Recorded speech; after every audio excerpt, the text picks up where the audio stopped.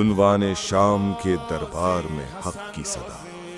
کربلا کے بعد جب حق کے قافلے کو زنجیروں میں جکڑ کر شام کے دربار میں لایا گیا، وہ دربار جہاں فتح کے نعرے تھے، جہاں ظلم مسکرا رہا تھا، جہاں یزید تخت پر بیٹھا تھا، وہاں ایک کمزور سا نوجوان کھڑا تھا، جسم پر بیماری کے آثار، گردن میں بیڑیاں، مگر نگاہوں میں علی کا وقار۔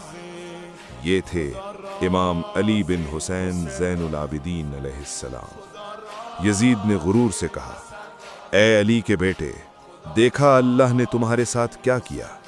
امام نے سکون سے سر اٹھایا اور تاریخ کا رخ بدل دینے والا جواب دیا، یہ مت کہو کہ اللہ نے ہمارے ساتھ کیا کیا، بلکہ یہ کہو لوگوں نے ہمارے ساتھ کیا کیا۔ دربار میں خاموشی چھا گئی۔ پھر امام نے خطبہ شروع کیا، لوگو، میں مکہ و منا کا بیٹا ہوں، میں زمزم و صفا کا فرزند ہوں، میں اس کا بیٹا ہوں جسے فرات کے کنارے پیاسا شہید کیا گیا۔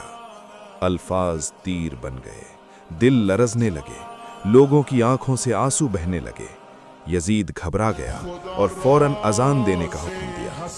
مؤذن نے کہا، اشہد ان محمدن رسول اللہ۔ یہ سنتے ہی امام زین العابدین نے یزید کی طرف دیکھا اور فرمایا، اے یزید، یہ محمد صلی اللہ علیہ وسلم میرے نانا ہیں یا تمہارے؟ اگر تم کہو تمہارے تو جھوٹے ہو، اور اگر میرے تو بتاؤ ان کی اولاد کو قیدی کیوں بنایا؟ دربار میں سناٹا چھا گیا۔ یزید کے پاس کوئی جواب نہ تھا۔ حق بول چکا تھا اور باطل شرمندہ ہو چکا تھا۔ پیغام: یہ کربلا کے بعد کی کربلا تھی، جہاں تلوار نہیں بلکہ سچ نے فتح حاصل کی۔